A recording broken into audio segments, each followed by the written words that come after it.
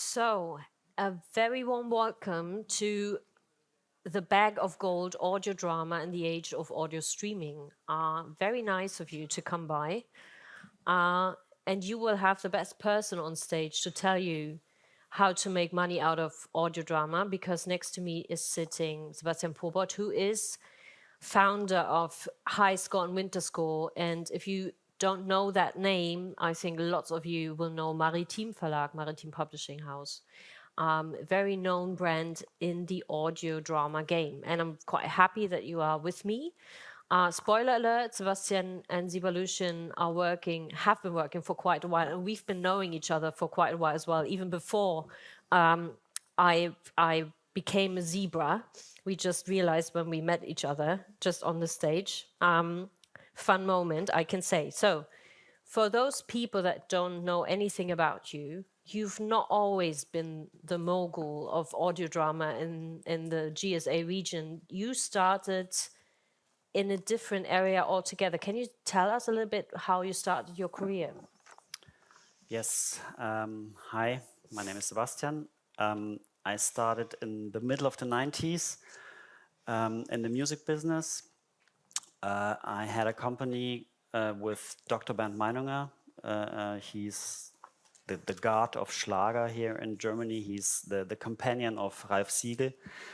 He wrote all the Schlager anthems that you all know, Ein bisschen Frieden, Genghis Khan, and we had a company together. He was supporting me. He was some kind of mentor, and he brought us some jobs we would never have gotten without him. So we produced a lot of soap stars from Marienhof, so Schlager stars. I was young and needed the money, so. This brought us some gold records, some awards like an Echo nomination, and later when the whole music industry collapsed due to illegal downloads, I shifted my focus to soundtracks. I was writing music for German TV stations like ZDF, Arte. But I always stayed in touch with the label work and was fascinated by it. And with the appearance of the first download platforms, I founded my own company. It was High School Music. Together with a partner, we released lounge music, electronic music compilations, and until I came across a certain radio play to re-release it. So I can imagine, and Revolution is working in music distribution, in audiobook and audio drama distribution, the music side of the business is something completely different to audio drama. So was there, being romantic, saying, was there a turning point, a special moment where you said, okay, I've been doing this music business for quite a while, and this is the moment, and now this happened, and that's why I'm going to venture into audio drama. Was there a turning point for you? Okay, at that time I was looking for a present for a friend, and I found out that the radio play Als die Autos rückwärts fuhren, it's a very special left-wing, exotic piece of work, and I found out it costs 100 euro on eBay, and I thought to myself, okay, there definitely seems to be a demand. So I tried to contact the rights holder. It was the WDR, Westdeutscher Rundfunk. Fun with that. They licensed the product to me, but with the condition to clear all the rights except the master rights by myself. And after my years in the music industry, I was familiar with the rights chain, and I knew who I had to ask to get the rights. So we're talking about the music, the publishing rights, but also the narrators I had to ask, or their hairs, because some were dead already. And I had to find missing people, because it was, I think, 30 years when I wanted to license it to from the release point. So they were all over the world, and Can I ask, for one piece that you wanted to give someone as a present, you did all that? no, the Must be a birthday special already person. has passed, and this was my new career vision. Um, so that's why, yeah. I almost felt like a detective, Okay. but after a few months, I could indeed re-release it then. Okay, but it started with a present, really, like a personal story, and then you found Somehow, out how yes. that works. Yeah, yeah. Okay, wow.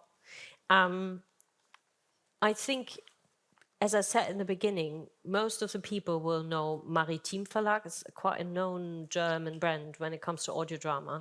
It's You, 50 years old. It yeah, was founded by Gruner und Jahr, and it went to Bertelsmann and now in private hands.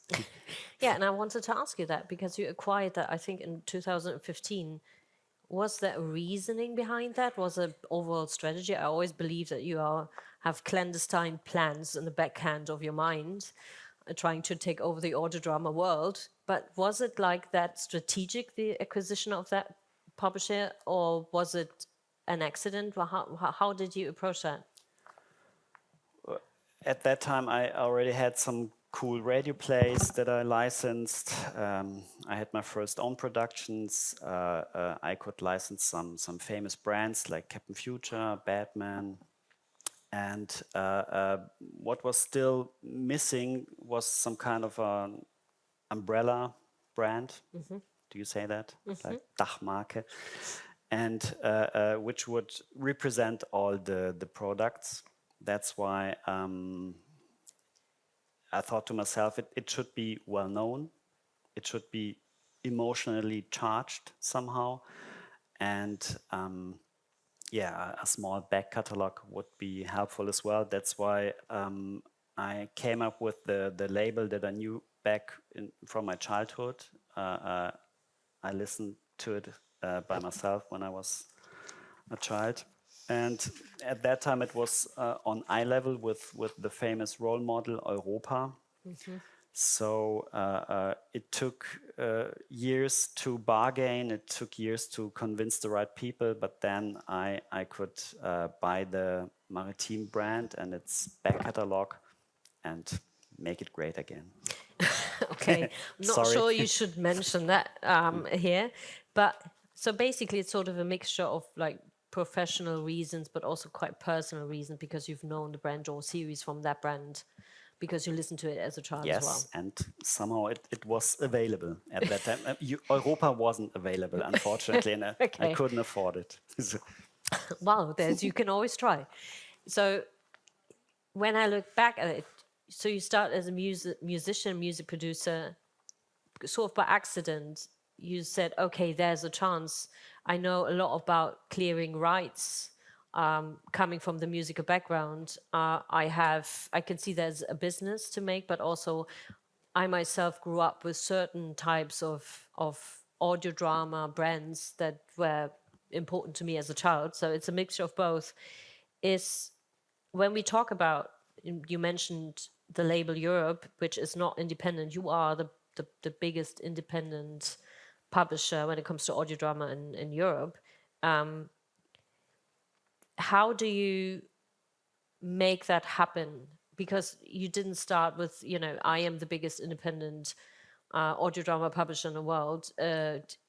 You didn't start there. So you acquired Maritim and then you build it into something. How did you do that to build? Did you acquire more brands, more series? How did that happen?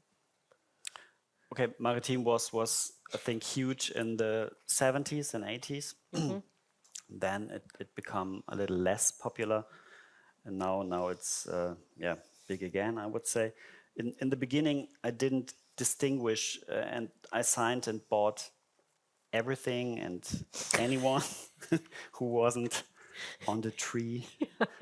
When you count to three, you can't translate that into English. So when I started, the long tail theory was on vogue, and I was acting accordingly. That means that every small niche will find its listener, and that's true. Actually, I found out every release, every track, there's someone who will stream it, and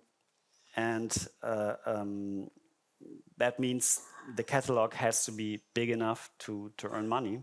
Okay.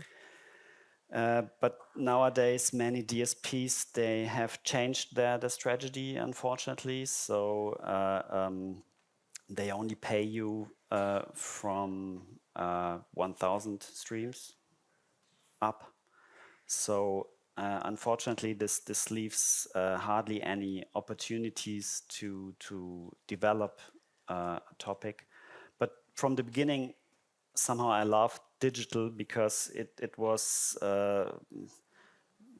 something new and something wild, and it fitted perfectly to me. When I bought Maritim, it was already clear that the CD sales would decline and disappear completely one day. So I never built up a large waterhead. Do you say that? It's Yeah. like overstaffed. Like other established big publishing houses, they have to do it now. So I never had a warehouse, I never had an office, I never had employees. I was the first one who invented home office, so I could work So we already. have you to thank for that. Yes, you're Okay. welcome. Yeah. Yeah, I was traveling a lot, and I need this inspiration. That's why my whole office is my notebook. So and at that time I was slim and small enough and underestimated by everyone. So I could operate without too much attention. And that gave you the opportunity to buy and acquire catalogs and other companies as well. At the right time, I would say, yeah, Okay. because So is there an overall strategy now when you, so we are at the point that you acquired Maritim, you've grown that business, and I think like there is not one, I mean, everyone in this audience will have listened to at least one audio drama coming from you. You've got the big, my team, yeah. yeah, but you like the big brands. I mean, at least the Sherlock Holmes brand. You know, every German Sherlock Holmes audio drama is basically coming from you. So, Not everyone, but well, almost. I'm trying to be charming here, okay? So you acquired Blitz Verlag, and that is something different. Why would you do that? Okay, Blitz was meant to enter the ebook market and get a lot of book rights as possible, digitize them, and create audiobooks with AI. Okay. Well, we're gonna address the elephant in the room called AI later on, I think. But like this panel is called the Bag of Gold, and it's very much about how do you make money out of something that can be quite expensive to make. Like the production of an audio drama is something different than the production of an audiobook, and we come to the differences later on. But how would you describe your strategy when it comes to income through rights? Because you've described in the beginning how complicated the acquisition of rights can be, and especially with like longer standing older brands and series where you have to clear all the rights for music, and sometimes the narrators don't live anymore and you have the heirs. So when it comes to that sort of modus operandi, I'd say, what would your advice to the audience be? What is the best practice for having an income through rights? Is there one? You know, people want to be like you. I doubt that, to be honest. Don't do this. Okay. Every self-help book explains to you how to get rich really fast. It says that actually it's not possible with conventional work as an employee, unfortunately. So you have to make up other sources and create a passive income. That means an income that makes the money for you while you are sleeping. So this includes rents, of course. I mean that's the typical source. But there are intangible assets like dividends, patents, mining bitcoins, what else? Equity investments, things like that, and licenses, of course. So I acquired a lot of content when the CD sales began to decline. That's why I could get them quite cheap. And I never paid any huge dividends to myself. I always kept reinvesting, and that's why we were growing so fast. And now the catalog has reached our remarkable size, I would say. And yeah, we still would like to continue to grow. So it's having lots of content, acquiring the rights to have that content, being on all the platforms with all the content, streaming, especially digitally available, grew that business. You acquired a couple of older series, and we're going to talk later about AI as well. So how do you, because it's remarkable, there's so many older series, how do you decide whether to continue a series or to not do so? Is there a pattern? Is it your gut feeling? Is it taste? What is it? I used to research blogs, of course, and I was asking the people what they were searching for. But now I'm checking the past sales and checking brand's awareness. But yeah, my problem at the moment is to find new content because I almost bought every audio drama catalog here except Europa. Well, you need to have a goal in life. Yeah. Yeah, Okay. So it's much more strategic than you always it's not acknowledge. that strategic, to be honest. So before we go into production and AI, and I know that that's been the talk of the town for quite a while, what we get asked as a distributor a lot, and I'm sure that you get that asked as well, is what the differences are between audio drama and audiobook. Why do I ask that? Audio drama is quite a European and very German phenomenon. And whenever I'm in the US, I'm always kept being asked about the German miracle that is audio drama. What is it? What is it? And I'm like, yeah, well, it's so hard to explain because we grew up with that sort of tradition. So can you explain a little how you see the differences, not only in terms of the content itself, but also in terms of the target group, and if there's a difference, target group, different target group for audiobooks and audio drama? How would you see that? I mean, the difference is obvious. An audiobook just has one narrator and he or she's reading a book. And a radio play has a soundtrack, it has sound design and many voices, many narrators. And I think these differences also apply to the listeners because my listeners, they expect, yeah, it's almost like a movie, but without the visual part. So you can you have your hands free, you can do the household, you can travel, you can drive a car and consuming the content. And I think the people who wants to hear an audiobook, they are searching for a special book or a special voice.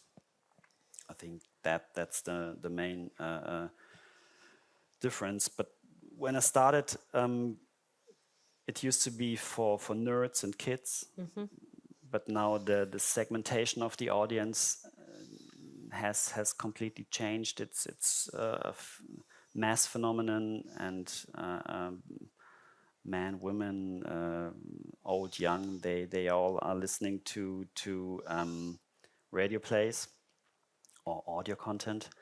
And the difference between an audiobook and, for example, an album of a huge superstar is obvious that a superstar releases one album every 2-3 years, Yeah.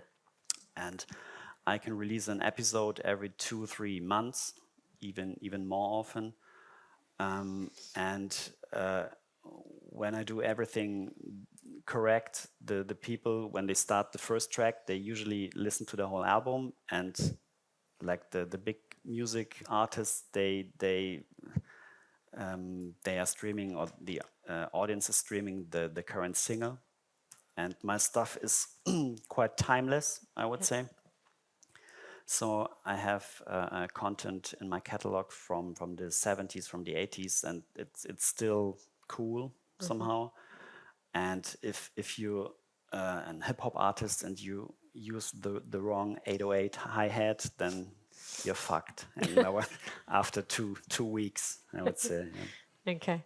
So, as we mentioned before, AI is a huge issue in the industry for many reasons, and in a positive and a negative way. Can you say what opportunities or risks do you see when it comes to your side of the business for audio drama production? Okay, potential risks, of course, that there will be a lot of releases in the future, clogging up distribution channels, and you won't get noticed at all. And opportunities for me, I can let return dead voices, of course. I can scale my capacities, achieving an higher output, especially with audiobooks, because the technique is quite good for audiobooks already. It doesn't work quite well with audio dramas because it still sounds too artificial. And even I can, or the AI is able to translate audiobooks quite easily. So when you have a German version, you can easily make an English version as well. So you would say that there's more opportunity in AI than there's risk, or do you see it's like 50-50? I think there's more opportunity. For example, when you think about it, that the streaming channels like Netflix, they are working on personalized series. That means in the future you can choose who's gonna play in my series, what's it all about, where's the location, where's the time period set in. And I mean, this could work with the with an radio play as well. But of course, our listeners, they often try to fall asleep with our content. That means I don't know if you want to create your own series first. If you go to bed, I mean that's a hard job. Can be scary as well. Um, but depends on the series you're creating for yourself. So when I look back at the beginning of our conversation, so we sort of followed you from the beginning where you started as a music producer and composer, turning into an audio drama mogul, the most important independent publisher for audio drama in Europe. That's quite a journey. Can you say, like, is there something that has surprised you over the course of these years in a good or in a bad way? It can be both. Is there something? I mean, I was lucky enough to basically see all stages of the music or audio industry. So when I started, my first releases, they were still on vinyl, then CDs, of course. I've seen the illegal downloads, I've seen the legal downloads, I've seen streaming. Now AI is coming. So yeah, that was quite a surprise, I would say, because I would never imagine this era we're living in today now in the past. Okay. So there's 1 minute left. So before we let go of Sebastian, are there any, I mean, I can't see a thing really. So you have to help me out here. Is there someone who has a question? I mean, look, he's on that stage. If you want to know the secret of success, he's the person to ask. So is there someone who's interested in getting to know more of him? You're all so overwhelmed by that. Okay, I can see that. Oh, there's a question.